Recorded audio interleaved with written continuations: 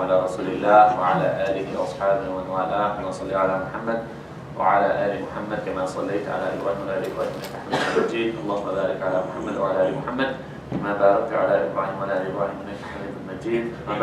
Inshallah, I'll continue with the Seerah of the Prophet ﷺ.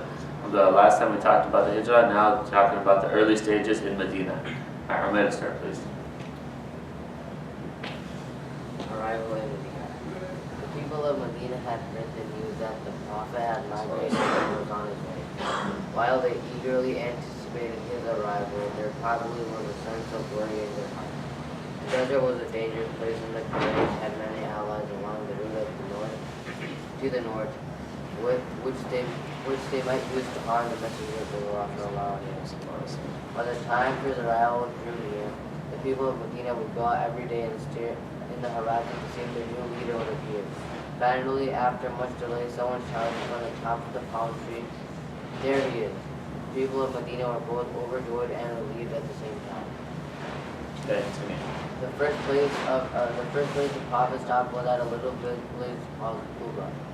It was an elevated settlement about 3 miles from Medina.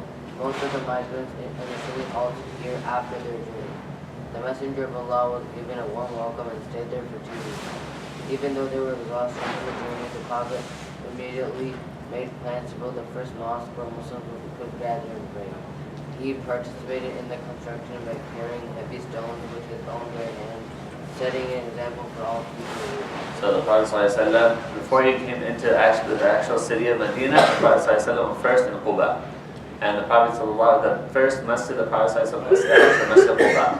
And Masjid Quba, even after the Prophet ﷺ established Masjid Nabawi, the Prophet ﷺ used Quba as a town hall. So the Prophet ﷺ, from the Sunnah of the Prophet ﷺ, is that he would go there on Saturdays and he would pray there. And then he would talk to the people, what's going on, is there anything that we need to know about, is there anything people need? And that's why the Prophet ﷺ encouraged us to, whoever makes wudu in their house, and goes to Quba and prays 2 rak'ahs, what's the reward? Umrah. It's like doing Umrah. Okay? SubhanAllah.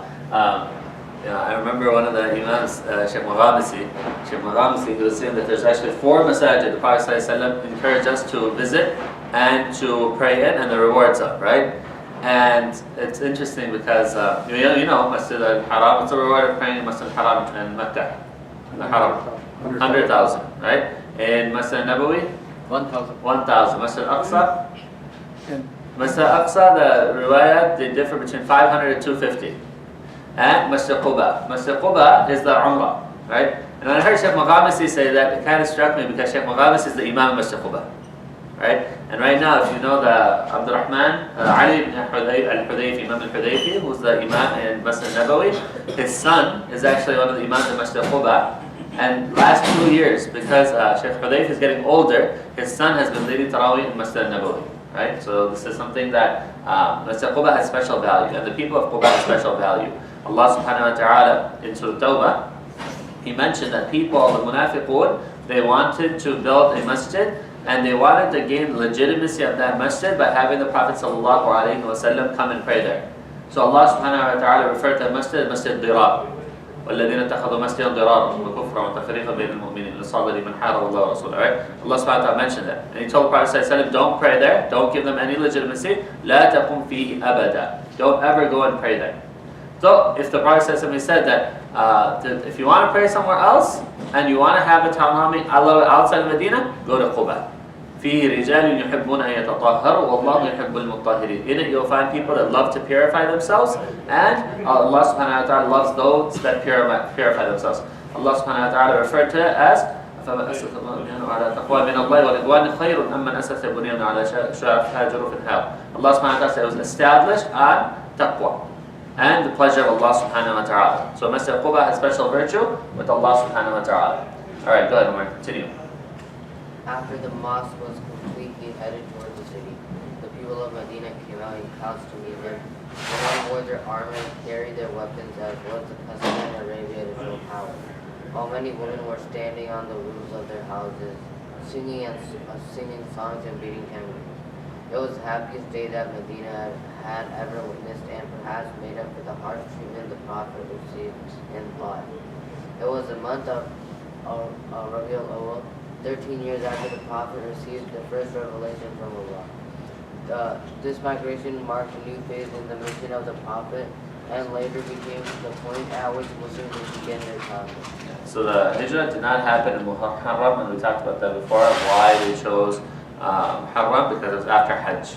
Right? It happened in Rabiul Awwal. Go ahead and continue. Just if you're thinking about, okay, why would they give the Prophet that welcome? We do that today too. If you see like any foreign leader go, there's like a military salute, there's people dressed up, and there's this procession of welcoming dignitaries, welcoming people of power and influence. And this is from the olden times, and this is how they did in their culture, and there's nothing wrong with that. Good. Many people had never seen the Prophet before, but only heard about him. Some people accidentally went to Abu Bakr radiallahu anhu, who was still with the Prophet sallallahu, and began to greet him instead. It was only when Abu Bakr radiallahu anhu shaded the Messenger of Allah sallallahu as a sign of respect that they realized their mistake. Alright, what does that mean? He shaded the Prophet sallallahu? Yeah, how people use an umbrella? It's a kind of thing. That's why I found the word in Arabic for umbrella is called shamsiyah. It's called to protect you from the sun, right? Because they don't have a lot of rain. So when you shade the Prophet ﷺ, meaning put something over his head so the sun wouldn't bother the Prophet ﷺ. That's the answer. Go ahead. Everyone was keen on showing hospitality to the Prophet ﷺ, so they began to insist that he stay with them. The Messenger of Allah ﷺ did not want to insult anyone, so he decided to stay with his distant maternal uncles who lived in Medina, a fair gesture that would be understood by everyone. And who did he stay with? Anybody remember? Abu Ayyub al-Ansari, radiallahu anhu. His name is Khalid bin Zayd. He's from the Prophet ﷺ's mom's side. Remember we talked about Prophet ﷺ's mom's side was from Medina. Alright, building the mosque. Let's have Zayd. Again, the first task is the Prophet performed was to build a mosque where all believers could assemble and perform their prayers. A piece of land was purchased from two orphans who offered to give it for free, but the Prophet ﷺ insisted to pay. Construction began almost immediately, and everyone, including the Prophet ﷺ, participated in its construction. The Muslims were singing songs and enjoying themselves while working for the sake of Allah. This mosque became known as the Mosque of Prophet ﷺ. It was merely a courtyard surrounded by mud walls and covered with palm tree branches. Eventually, some pebbles were spread on the ground to prevent the floor from becoming muddy. In Mecca, the Muslims were not able to pray together in congregation because of the danger they faced. Now that threat disappeared, the 5 daily prayers were prayed in a group in the mosque. Bilal, the former slave, was selected to have the honor of calling people to each prayer. Every time his voice cried out, Allah is great, people would stop whatever they were doing and come to the mosque for prayer. The mosque is much more than merely a place of performing prayer. It is a shelter whereby those who overcome the anxieties of this world and can escape and return to Allah, even if momentarily. Furthermore, the mosque is the center of society where people can meet each other, learn about Islam, and even conduct important meetings. So the masjid, the first thing, the importance of the masjid in the society, right? The masjid is a unifying factor. People, remember the Prophet ﷺ has people, the muhajirun, right? The muhajirun have many different sub-tribes. And then the Ansar, there's 2 major sub-tribes, Aus and Khazraj, and the Prophet ﷺ brought them all together. And one of the things that you notice is that when you have people together with different backgrounds, different perspectives, different ideas, one of the things that unites them is if there's a task, there's a goal. And while they're working at that goal and that task, they come together and they're focused on that higher purpose. And that lends them, that makes them focus, and makes them come together. So similarly, one of the first things the Prophet ﷺ did was to help them, everyone came together to build the masjid. And while they were building that masjid, those relationships grew, they became closer. One of the things they used to say is, "La aisha illa aish al-akhirah, faghfir al-ansar wal-muhajira." Allah, they say, remind themselves that there's no life except the real life is the life of the hereafter. Allah forgive the Ansar and the Muhajirin. We're all in this together, right? And that's something that helped establish the relationship between the Muhajirun and Ansar. Alright, go ahead. In one corner of the mosque, there was a platform called Safa, which was covered with a roof. It was designated as a refuge for the homeless Muslims who did not have anywhere else to stay. These people would be sent food by the more fortunate Muslims and were often invited to their houses for meals. The numbers of these people who became known as the people of the platform were always in flux. They devoted their lives to prayer and their days to learning more about Islam. The Prophet ﷺ encouraged some of them to go out and chop firewood by day and feed the rest of the people so they would not have to resort to begging. So if you've ever been to Masjid Nabawi, there is an elevated area. The Prophet ﷺ, by the mihrab of the Prophet ﷺ, it's like the member is here, and then to the left of that, there's a little bit elevated area. That's where Sufa used to be. People of Sufa used to be. And the numbers are always in and out. There's people who, they would usually for single people, once they got married, they'd have to move out, obviously. So, but then the masjid would take care of them, right? The people would take care of them. The Prophet after Isha would be like, who can take some of them home, who can bring some of them food, and then they had that communal obligation and responsibility. Like there's a lot of famous companions that stayed there. Abdullah bin Mas'ud stayed there for a long time. Abu Hurairah radiallahu anhu stayed there for a long time. So a lot of these companions were there. Alright, go ahead. While the mosque was being built, the Prophet ﷺ stayed with Abu Ayyub and Ansari since he had no house of his own and refused to accept the extravagant gifts of his followers his followers were eager to shower him with. He limited himself to accepting some special meals that his neighbors used to send. After the mosque was complete, a few rooms were built next to it for the Prophet and his family. Each room was tiny, only about 135 square feet. Yeah, subhanAllah. Maybe I'll pull it up, not right now, but in the next couple of days. You can actually take like a virtual tour of how the Prophet ﷺ's apartments were. Very small, very simple. And that's how the Prophet ﷺ, the greatest of creation, lived his life. And he would have basically they're like rooms. Rather than, we call them apartments, hujurat, right? But hujurat is it's like a room.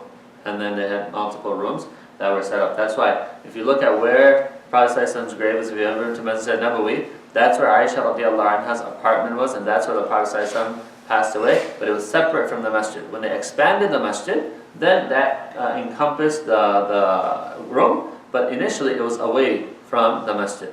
Okay, and you can see where they actually moved them back now. If somebody's been there 5-6 years ago, they would have 3 or 4 rows in front of the actual place of where the Prophet used to lead prayer from, but now they moved that back. They now lead prayer from where the Prophet used to lead prayer for, and then they make 2-3 rows in the front of the masjid empty, but that's what they're doing. So you can see that the distance between them now.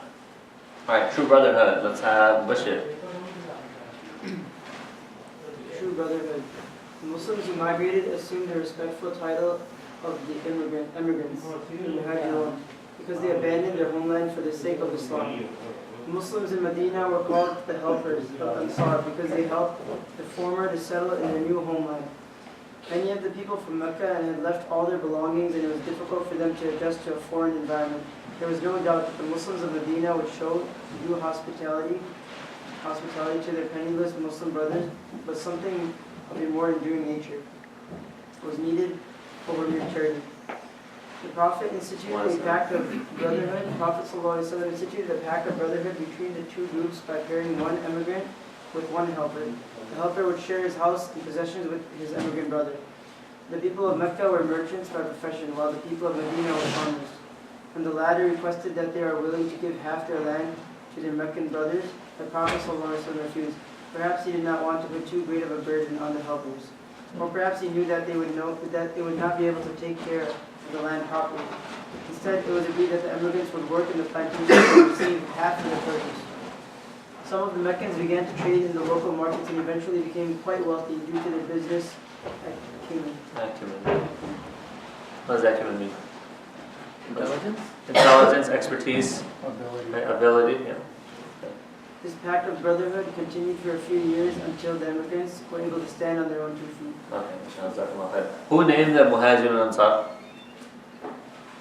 Prophet sallallahu. Even think about it. والسابقون الأولون sorry. والسابقون الأولون من المهاجرين والأنصار. Allah subhanahu wa ta'ala referred to them as muhajirin and ansar in the Quran. السابقون الأولون من المهاجرين والأنصار. Alright, next. So this is an important point here, is that you see the willingness of the Ansar to open up everything to the Muhajirin, right? And you also see the iffah, or the dignity and self-respect that the Muhajirin had as well. Just because someone's willing to give you everything doesn't mean you have to take it. And that shows that the love that people had for each other, that we really appreciate it. That's our Abdurrahman ibn Auf, radiallahu anhu, when he was offered everything, he said, Barakallahu fi marika wa ahlik, right? May Allah bless you in your wealth and in your family, but dullani lasuk, guide me to the market. And when someone wants to be independent and self-sufficient rather than dependent on people, Allah subhanahu wa ta'ala facilitates things for them. Right? So always make dua that Allahumma kfini bihalalika and haram, aghnina bifadlik amman siwak. Oh Allah, make the halal sufficient for me, wa aghnina bifadlik amman siwak. And make me content with you rather than dependent on others. And it's a dua that we should all make consistently, because we only want to be dependent on Allah subhanahu wa ta'ala. Alright, Cold War. Let's have Osama. Muslims may have escaped the persecution, but the Quraysh was so bad on the spirit of Islam and Muslims. It was an insult that several members of their own family abandoned their ancestral ways and even fled the city. They were waiting for the right moment to attack the Muslims and finish them off once and for all. Their first move was to write a threatening letter to Abdullah ibn Ubay, who was about to be the chosen leader of both the Aus and Khazraj tribes before the pledge of Aqaba. It was only natural that he had some resentment toward the Messenger of Allah, since he was given the status and power that would have otherwise belonged to Ibn Ubay. The letter was clear: "We have given refuge to one of our people. Either kill him, expel him, or we will attack you." The Messenger of Allah found out about the letter and managed to convince Ibn Ubay that he shouldn't fight his own people. After all, most of Medina had already become Muslim and had dedicated themselves to Islam. Ibn Ubay agreed to the idea. He continued to openly practice and vision to Islam. What does Cold War mean? It's like, I feel like we're getting old now. Huh? It's not like actual fighting. There's not actual fighting taking place, right? For the longest time, the U.S. and Russia and the USSR, there was a Cold War that they didn't fight directly, but there are things going on from different ways. Okay, so here it's not that there's no direct fighting taking place between the Muslims and the Mushrikun, but they're trying to incite. The Mushrikun are trying to incite and rile up people or instigate people in Medina to try to harm the Prophet sallallahu alaihi wasallam. Go ahead. The situation in Medina was dangerous. The Prophet ﷺ had an armed guard sat outside his door at night due to the severity of the situation. It was not the physical threat from the Quraysh that made things difficult for the Muslim community, but rather the political situation. In Mecca, the Prophet ﷺ was able to meet with all the tribes of Arabia during the pilgrimage season, so that everyone may learn about the message of Islam. However, in Medina, the Muslims not only lost the opportunity, but now the Quraysh utilized their influence in Arabia, blocked several tribes from even visiting Medina. Strategy that was needed to reduce the hostility of the Quraysh and perhaps even agree to mutual coexistence. Right. So now it's not directly, but they're trying to influence others. That this is, if you go there, it's going to harm you. It's going to break up your families, things of that sort. All right, but now that Medina was a city with a new identity, its space and authority had to be recognized by the neighboring communities. The society could not exist in absolute isolation from its surrounding areas. Since there was no central government in Arabia, tribes and communities related to one another through alliances and treaties.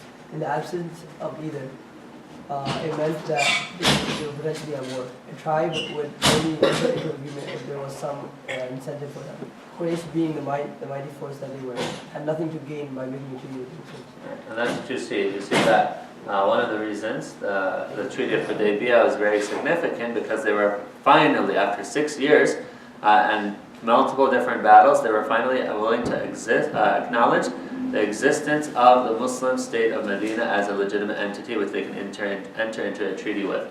This is very important right here. A society cannot exist in absolute isolation from its surrounding elements.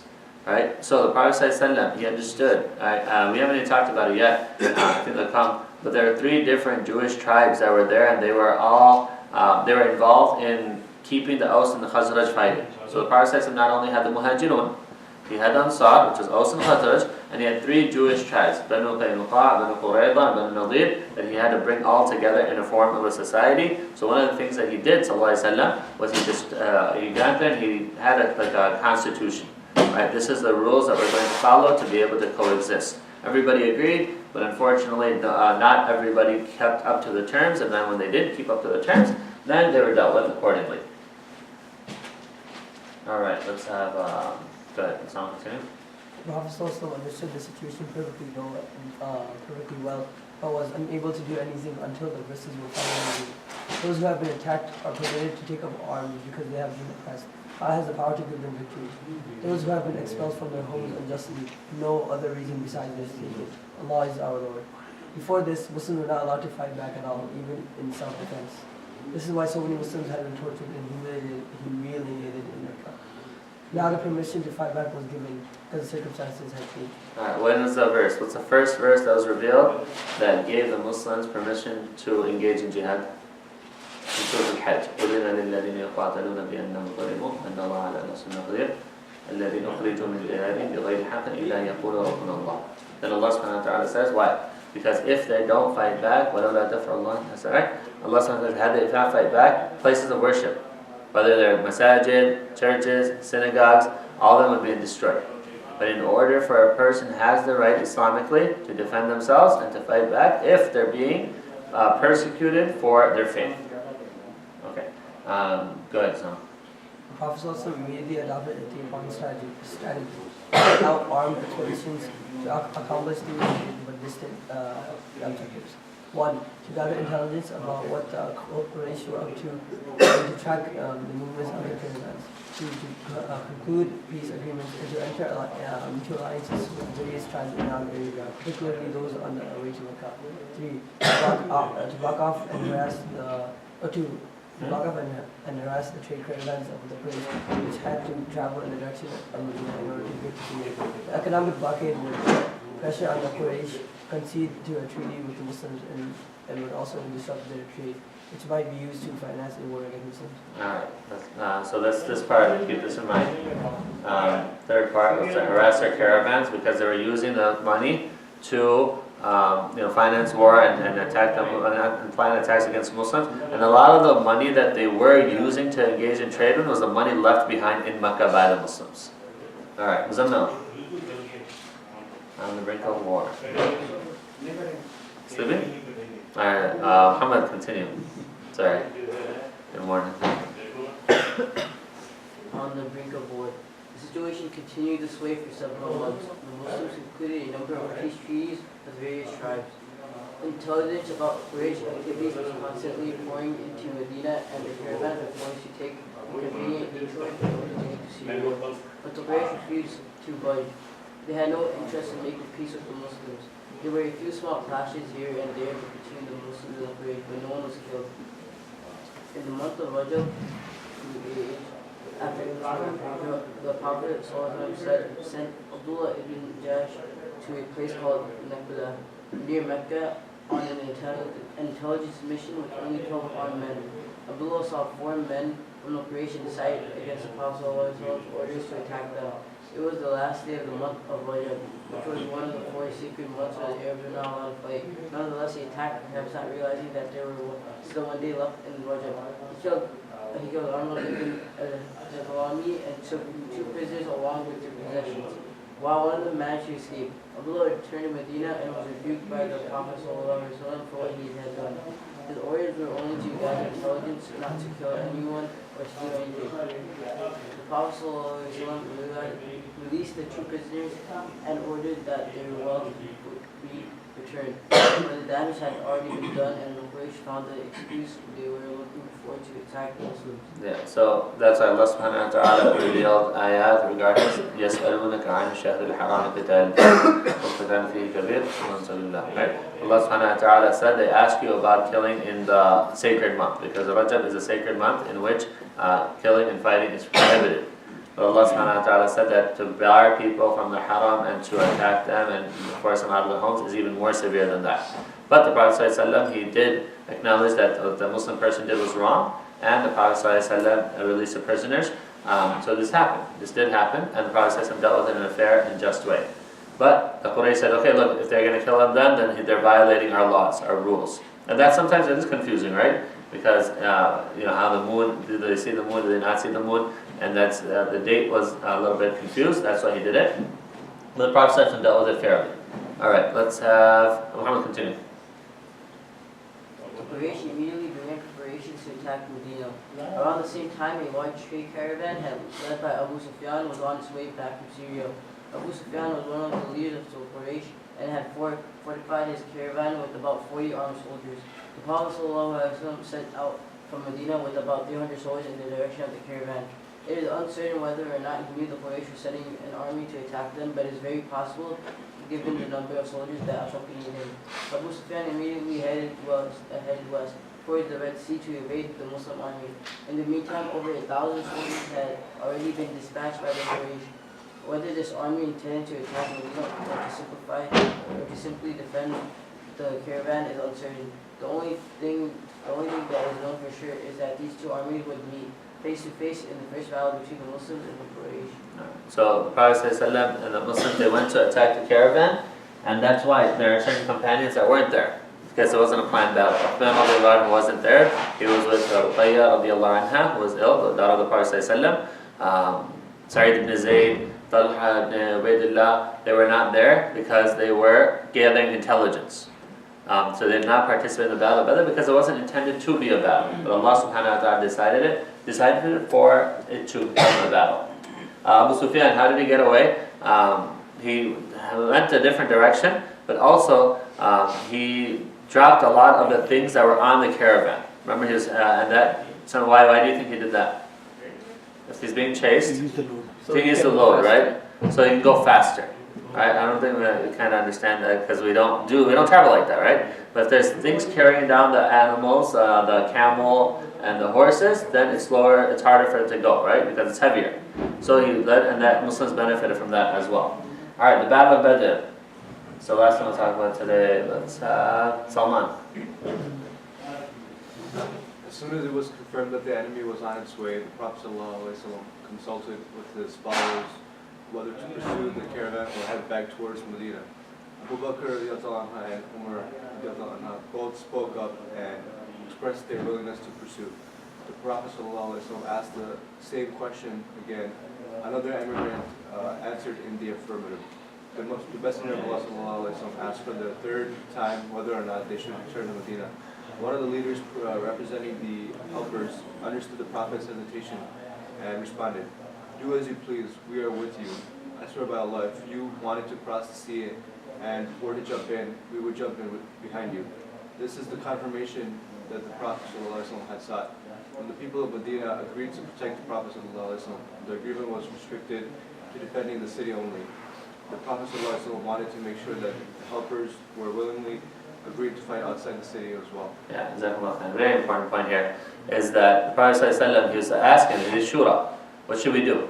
When he found out that there's going to be an army of Quraysh, 1,000 strong, that is going to attack them, he consulted with the companions. And he knew what Abu Bakr, Umar, and other Miqdad radiallahu anhum were going to say, but he wanted to make sure that the Ansar were on board as well, because this was going, not against, but this was adding to the initial agreement that the Prophet ﷺ made with them. The agreement that the Prophet ﷺ made, and I remember I told you yesterday, Abbas came out and said that protect them as you would protect your own families, your women and children.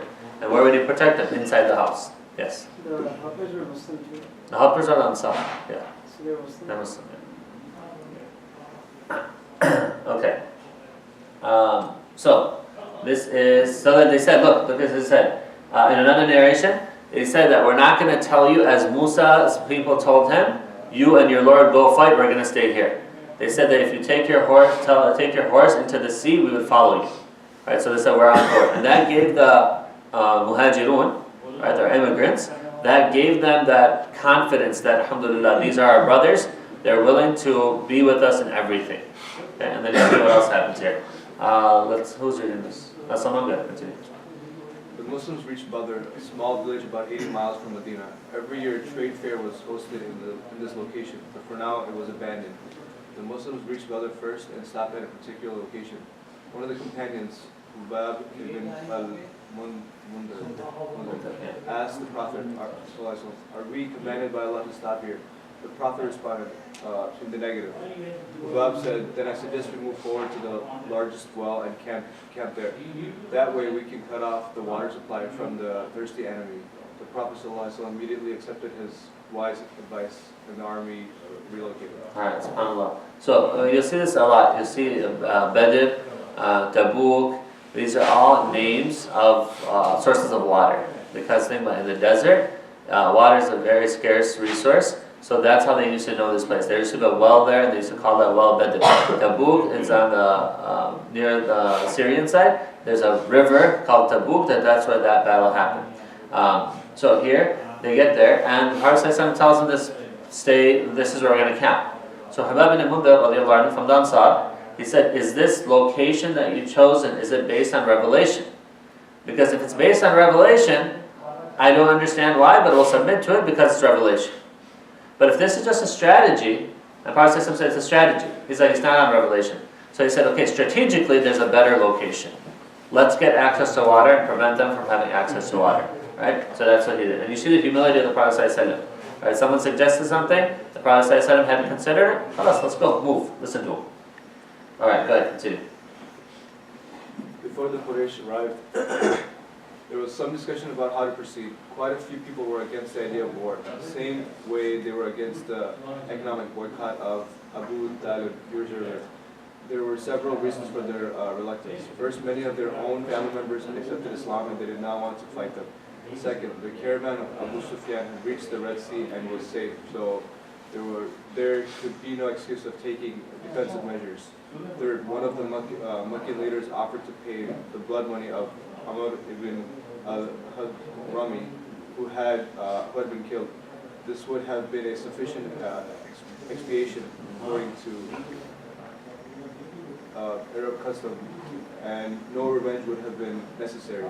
But the loud voices of the warmongers like Abu Jahl drowned out the voices of reason and compassion. The Zuhra clan didn't seem to care about the Quraysh, about what the Quraysh decided, and they headed back to Makkah. The clan of Hashim was also reluctant to fight, but the pressure of Quraysh was too much for them.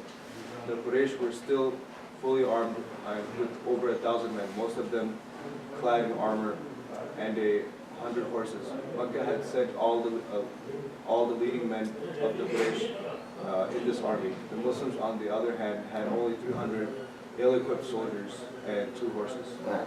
So again, it sounds familiar. The people were reluctant, even within them, they were reluctant to go to war, but the war people who wanted war, and they pushed for it, and they were adamant about it, and they convinced the others to go to war. Right? When this war could have been avoided, right? Even from the Quraysh side. Alright, go ahead. Before the battle began, it started to rain. It gave the Muslims an opportunity to clean themselves in the desert while it slowed down the British, who had not yet reached Badr. Furthermore, the Muslim army was overcome by sleep the night before, so they were fresh in the morning. Everyone slept until dawn except the Prophet ﷺ, who stayed awake all night, praying to Allah for victory. And these are 2 miracles that Allah subhanahu wa ta'ala bestowed upon the Muslims. Allah subhanahu wa ta'ala mentions this إِذْ يُغَشِّيكُمُ النُّعَاسِ, right, in Surah Al-Anfal, and وَيُنَزِّلُ عَلَيْكُم مِّنَ السَّمَاءِ مَاءً. Allah subhanahu wa ta'ala says, لِيُطَهِّرَكُمْ, right? Allah subhanahu wa ta'ala mentions the rain and the sleep, because subhanAllah, if you think about it, think about the nerves, right? Even sometimes when we have, this used to happen when I played basketball tournaments, and I played, like the night before it's hard to sleep, because you're anxious, you're like thinking about, okay, how is he going to do? Think about how nervous some of these companions would have been. Imagine, billah, seeing your father, your brother, your cousin on the battlefield on the other side. Right? Imagine the stress and the anxiety and the worry someone has. Allah subhanahu wa ta'ala took care of that for them and gave them the ability to sleep. Also rain. Rain, for the Muslims, it was a strategy that it helped them, Muslims, and for the non-Muslims who had more horses and stuff, it's kind of slowed them down. And this is also from Allah subhanahu wa ta'ala. Alright, go ahead. The next morning, the two armies were facing each other. It was the month of Ramadan. Over a year after migrating to Medina, the Prophet sallallahu, arranged the ranks of his army and made sure each soldier was in position. The battle began with 3 duels. Hamza, Ali, and Ubaidah fought the relatives of Amr ibn al-Hadrami, who came forward for vengeance. All 3 of the Quraysh soldiers fell, while Ubaidah was also left fatally injured. Then the battle immediately broke out. Family members were fighting each other, father versus son, and brother against brother. The Muslims were physically outnumbered, but with the help of Allah subhanahu wa ta'ala, they managed to outcome the Quraysh army, who began to retreat. 70 idolaters were killed, while another 70 were taken prisoner. Most of the leaders of the Quraysh were killed that day, including the notorious Abu Jahl. The Muslims only lost about 14 men. Alright, so during the Battle of Badr, initially what happened is that they used to have something called a Mubarazah. Mubarazah is like a duel before the battle actually started. So when it came time for the duel, 3 of the Ansar stepped up. They're like, we want to do this. So the Mushrikun, the Quraysh are like, who are these people? We don't even know who these people are. Send some people from that we know. So the Prophet ﷺ called them up, Hamza, Ali, and Ubaidah. Right? Hamza and Ali, why do you think he called them up? 2 main reasons. Huh? No, one is that they're the family. No one should say that leader of the Prophet ﷺ is only worried about his family, he's going to support his family and not put them in dangerous positions. That's the first reason. Another reason is Hamza and Ali radiallahu anhu knew what they were doing. Right? They knew what they were doing. They're very competent. Right? So that also put fear in the hearts of the mushrikun. But what do you think the impact of the Ansar, just stepping up and say, we'll do this? What impact do you think that they had on the Muhajirun and the collective morale of the companions?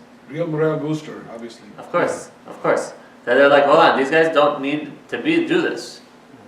But they're in it with us. They've taken this as their own thing. It's our battle. It's our battle. Very good. It's collectively our battle, right? They're not in this because they have to be. They're in this because they want to be, right? And that's something that we have to kind of understand, is that when we might not be directly involved in something, let's say, for example, like yesterday when the brother was talking about Yemen, or tonight when Sheikh Usman's going to be talking about Masal al-Faruq, right? We may not have a direct link or communication or direct tie to that, but as a Muslim ummah, we collectively take that responsibility. That if there are children, Muslim children, or children in general, in Yemen and other places in the world that are suffering, we as an ummah need to step up and take that as our own cause. If there's people in the south side of Chicago that are trying to memorize Quran and have masajid that they can't have and they can't sustain themselves, we as a community that have, alhamdulillah, plenty, we have to step up and support them, because it's our cause as a Muslim ummah to stand up for each other. And that's what you see here from the Ansar. That's why, subhanAllah, the Muhajirun, they always used to say, they say that we've never met people like them, and we're afraid. We're afraid that in front of Allah subhanahu wa ta'ala, they're going to take all the reward from Allah subhanahu wa ta'ala. Because these weren't normal people. That's why Allah subhanahu wa ta'ala talked about them. وَيُؤْثِرُونَ عَلَىٰ أَنفُسِهِمْ وَلَوْ كَانَ بِهِمْ خَصَاصَةٌ. They preferred them over their own selves, even though they themselves were in need. Right? SubhanAllah. May Allah subhanahu wa ta'ala bless the Muhajirun and the Ansar. That's why Prophet ﷺ said, loving the Ansar is from loving Allah subhanahu wa ta'ala. Only the believers love the Ansar, and only the hypocrites dislike the Ansar. Alright, Hamza, continue. We'll finish this section, inshallah. First of all, conduct. The true moral character of a victorious army cannot only be seen in their conduct during war, but after the conflict has ended.